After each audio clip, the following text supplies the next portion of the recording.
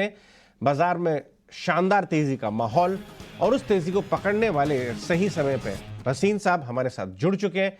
अगर आपका मोटा मुनाफा हो रहा है तो आपको क्या करना चाहिए, और अगर आप मिस कर गए रैली तो आपको क्या करना चाहिए, कहां बेट करें, वो बताएंगे भसीन साहब। Good morning. आज सुबह तो बल्ले बल्ले, कहां से शुरुआत करें? क्या जीडीपी के आंकड़े, क्या एफआई बाइंग, क्या स्टेट इलेक्शन है, बीजेपी की बढ़ती हुई बिसात, जो कि लोग जीरो कर गए थे कि स्टेट इलेक्शन तो जीतेगी नहीं, सिर्फ नेशनल इलेक्शन की बात करें।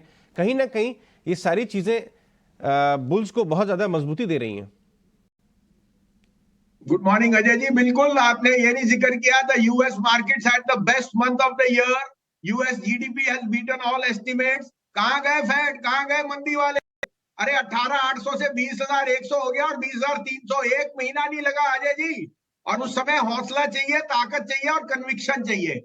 India is a bull market और उसको रिटेल फ्लो चला रहे हैं। एफआईएस की विम्स एंड फैंसीज वो तो बरसाती मेंढक है, कभी इधर कभी उधर, उन पे मत जाइए, अपने आप पे भरोसा रखिए, अपनी इकोनॉमी पे, अपने देश पे। तो पहली बात। दूसरी बात आपके सामने है, proof of the pudding lies in the eating. आपको थोड़ा सा जिक्र दे दूं, 140 वाला एल&टी फाइनेंस 150 बिक गया। आपका एसबीआई लाइफ 1350 वाला 1451 बिक गया, ये एक हफ्ते में हुआ है। आपका भारत फोर्ज 1050 वाला 1140, आपका बीएल 139 वाला 145, और गेल परसों आपको 125 पे दिया 135।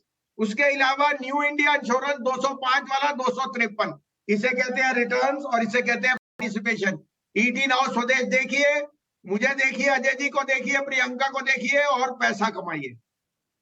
क्या बात है। नहीं, कॉल्स तो आपकी बहुत शानदार जा रही है, नो डाउट अबाउट इट। मुझे एक ये बता दीजिए कि पैसा मेरा बन रहा है अभी, तो मैं क्या मुनाफा बुक करता हूं या ट्रेलिंग स्टॉप लॉस से राइड करूं? ये प्री इलेक्शन रैली की तरफ भी बाजार जाता हुआ नजर आ सकता है। अजय जी बुरा मत मानना, लेकिन जब जब गधे बेचे तो आप खरीदे, जब गधे ले तो आप बेचो। मैं उनको गधे नहीं कह रहा, लेकिन जनरली वो नीचे बेचते हैं और ऊपर लेते हैं। 25-26 अक्टूबर को ऐसा माहौल था कि आपको बाजार दिख नहीं रहा था 18,800 के नीचे, और आज वही माहौल है, क्योंकि वहां पे जो बेचने वाले थे वही आज बाहर गए ओरिजिनली। और एक्चुअली मैं मन से कहूं तो आज अपना बेच बाज के छुट्टी पे जाओ जल्दी से और पैसा खर्चो, क्योंकि पैसा नहीं तो शेयर बाजार ले जाएगी। पैसा बचाओ और अपने, लेकिन अगर आप इन्वेस्टेड हैं जो हम हैं, और कहते रहे कहना आसान है कि प्रॉफिट बुक कर लिया, but you have to be there. This market is higher और मुझे वॉलेटिलिटी तो बर्दाश्त करनी पड़ेगी। जो इलेक्शन है, लेकिन वो अभी मई में आएंगे, उससे पहले एग्जिट पोल और ये सब तो मार्केट में प्राइस्ड इन है। Ajay, the bigger point is के ग्लोबल मैक्रोस चेंज हो रहे हैं। GDP is showing strength both in India and US despite higher rates which are now headed lower. Inflation is coming down. The Fed from hawkish is going to turn dovish. और locally आपके पास flows are which are driving the market. तो मुझे लगता है अब large caps में अभी भी जगत है। और who's saying we are missing the woods for the trees? Nifty small cap mid cap indexes are hitting all time high. तो 2-3 शेयर आपको सजेस्ट करूंगा, आप कहें तो मैं शुरू करूं।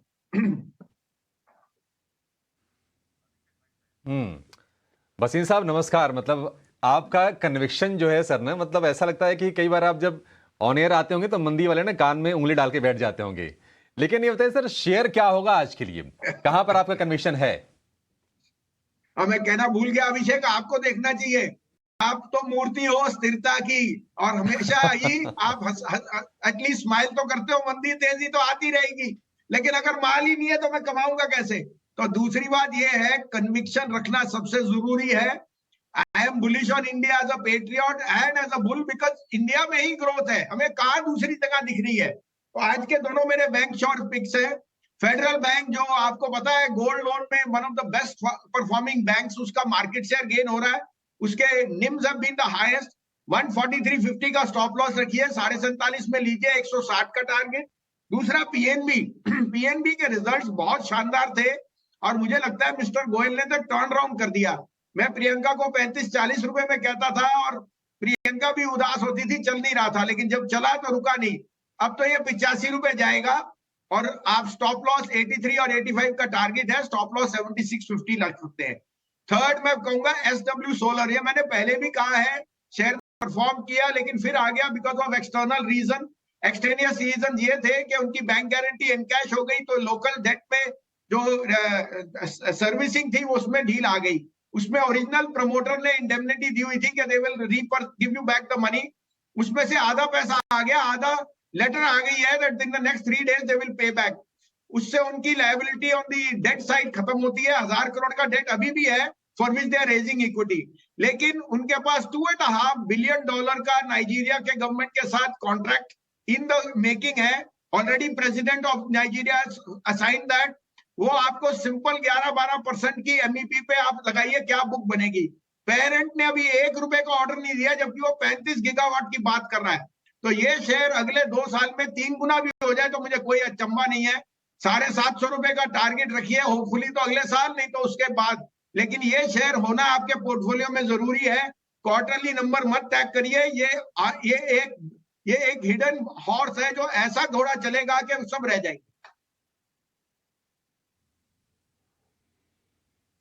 स्टर्लिंग एंड विल्सन सोलार, मतलब ₹700 का टारगेट एक साल में अगर मिल जाए तो फिर क्या ही कहने।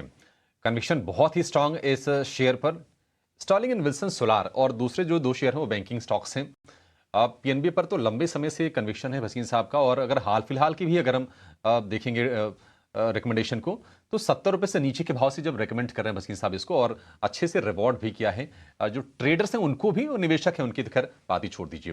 भसीन साहब बहुत शुक्रिया आज आपका समय देने के लिए, और बाजार के साथ साथ ये तमाम शेयर अपने चाहने वालों को, हमारे दर्शकों को बताने के लिए।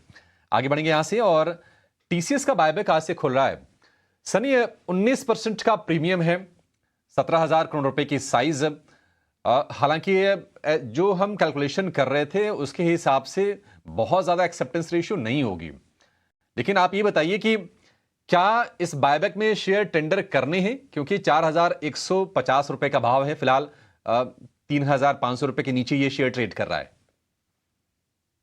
या डेफिनेटली आई थिंक एक अच्छा मौका है कि जितने भी शेयर आपके टेंडर आपको इंटाइटलमेंट मिला है वो टेंडर करके जो बेनिफिट मिल रहा है एक 4200 के आसपास अपने शेयर कंपनी को देने का, इससे अच्छा और मौका हो नहीं सकता है रिटेल इन्वेस्टर के लिए। तो मुझे लगता है कि ये अपॉर्चुनिटी गंवानी नहीं चाहिए। रिटेल इन्वेस्टर ने डेफिनेटली टेंडर करना चाहिए, और ऑब्वियसली अभी जो स्पॉट मार्केट में रेट चल रहा है वो फेवरेबल ही है। वंस आपके शेयर वहां टेंडर हो जाए तो आप फिर से, अगर आपको लगता है कि TCS आपके कोर पोर्टफोलियो का पार्ट होना चाहिए, तो ओपन मार्केट से फिर से जाकर के वो शेयर फिर से बाय कर सकते हैं। कूल 500-600 रुपए का तो क्लियर गेन सामने ही दिख रहा है। तो मुझे लगता है कि अपॉर्चुनिटी रिटेल इन्वेस्टर ने टेंडर करने की गंवानी नहीं चाहिए। कल जो है हमने देखा, इनफैक्ट उस पर पहले जाएंगे कि बहुत इंपॉर्टेंट 1.5% इक्विटी भारतीय एयरटेल की अभी भी चेंज हुई है। ये काफ़ी बड़ा ब्लॉक है, 1000 के ऊपर भाव है, और ये ब्लॉक डील हुई है। इनफैक्ट भारती के ऊपर एक व्यू ले लेता हूँ मैं अक्षय से। अक्षय, भारती धीरे धीरे चल रहा है, लेकिन चल रहा है पॉजिटिव की तरफ। इसका ग्राफ देखिए, 1000 के ऊपर आ गया है। अब इसको राइड कर सकते हैं यहाँ से भी। ये थोड़ा स्लो मूवर है, लेकिन अगर आप देखें धीरे धीरे चलता है, बट स्टडी है। बहुत बड़े इसके अंदर वॉलिटिलिटी नहीं देखने को मिलती है। इस महीने ही 11% चल गया, यानी 100 रुपया। जी, भारतीय एयरटेल में आप कल देखें तो एक साइकोलॉजिकल 1000 का लेवल क्रॉस कर गया, ऑल टाइम हाई पे चल रहा है, बहुत स्ट्रॉन्ग मोमेंटम है। अगर मैं डेरिवेटिव्स में रोल ओवर्स देखूं तो बहुत पॉजिटिव रोल्स देखने को मिल रहे हैं दिसंबर सीरीज में। तो कुल मिला के एक पॉजिटिव आउटलुक कंटिन्यू रहेगा। जल्दी आपको भारतीय 1050 से 1070 तक देखने को मिल सकता है, क्योंकि ऑप्शन के कॉल में प्लेसमेंट 1050 के कॉल में है, तो वहां तक आपके टारगेट बनेंगे। तो 1000 के सपोर्ट बेस से आप बाय करके चले, बाय है तो होल्ड कीजिए। 1070 तक में टारगेट मान के चल रहा हूं भारतीय एयरटेल में। भारतीय एयरटेल में मोमेंटम स्ट्रांग है।